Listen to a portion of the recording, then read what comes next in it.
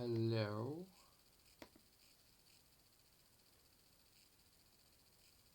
Hello.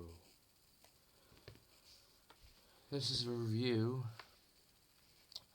of George Orwell's complete essays. Alright. When I ended this monstrous collection from the library, my date was the first stamp on its virgin first page. That shouldn't be the case. Orwell's essays are just as, if not more important than his novels, and its first page ought to be littered with dates. This is almost, it doesn't feature his review of We, complete collection of his essays, from 1928 all the way through to his work from his deathbed in 1949. It's my first flirtation with Orwell since I read 1984 in Year 7 and 9, as well as Animal Farm in Year 7, and I don't have the faintest clue why it took me this long to read this. It features all of his essays in chronological order, which is a nice touch, letting us follow his progress as a writer, as well as seeing certain ideas and beliefs gestating, which will become prominent in some of his later novels, such as 1984. In the late 30s, there are brilliant accounts of the Spanish Civil War which he fought in, with Orwell contrasting what he saw compared with what the public were fed through news. As well as being extremely prescient, he was also extremely aware of the social problems of the day, be it the British colonisation, the lack of spiritual belief in a secular society, and the struggle between socialism, fascism, communism, as well as ideologies, bleh, such as capitalism and pacifism.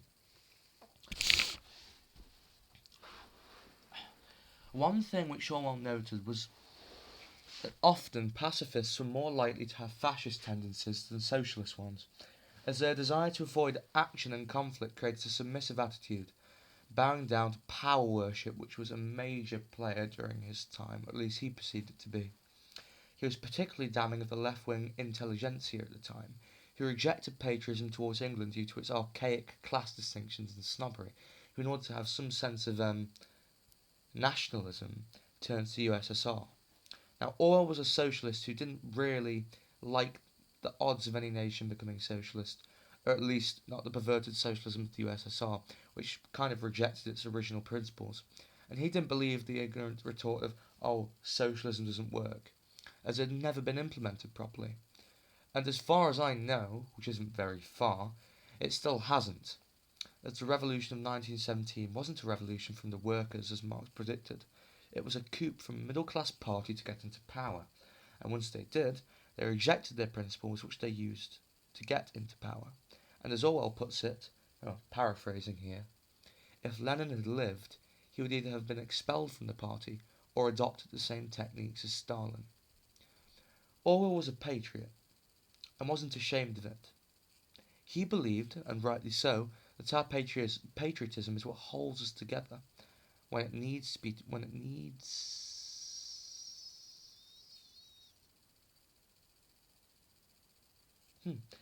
Patriotism is what holds us together when we need to be together to fight some greater evil, such as fascism. And even though our system is hypocritical and the people at the top are idiots who cling to their power, we are a genteel nation, and we have a deep conviction of right and wrong, which will immunise us against fascism. This is elaborated on in his essay The Lion and the Unicorn, which is one of the best descriptions of the class system during this time period that I have ever read. Not saying much because I haven't read anything about the class system from this period aside from Orwell, but I'm sure if I were to read something, it wouldn't be better than this. As well as our people and what distinguishes our nation from others.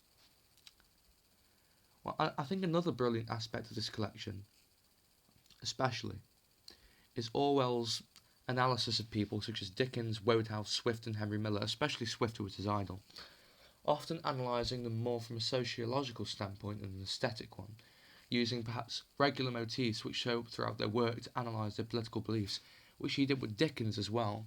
I think he was acquainted with pretty much all of Dickens' works, which is astonishing really. The amount of research he put into his essays was formidable, especially with the Boys' Weeklies one which he put together, where he read all these different boys' weeklies and magazines and analysed what they show by what people owning these companies that produce them want the boys to think, want to inculcate in children.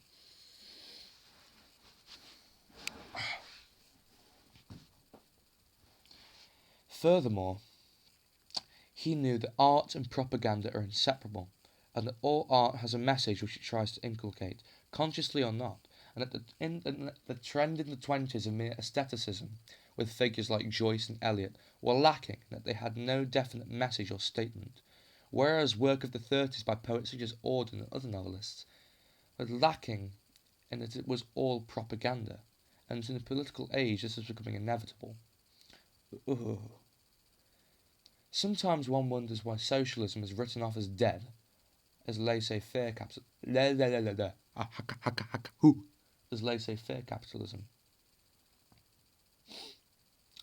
since most of its principles are still applicable today.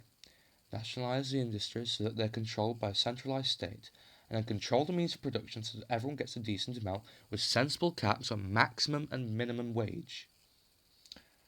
Voice crack. Or income, rather. However, there are problems with this, I suppose, as if it's put in the wrong hands, it can lead towards fascism. However, the difference with fascism is that these states were set up for a new oligarchy, whereas socialism isn't designed for war and conquering. Then, once our material needs are satisfied, we can focus on our spiritual problems, which have been inherent to the secularisation of society. Well, not inherent, but you get the idea. Well, yeah, inherent. I'm going to stick with that.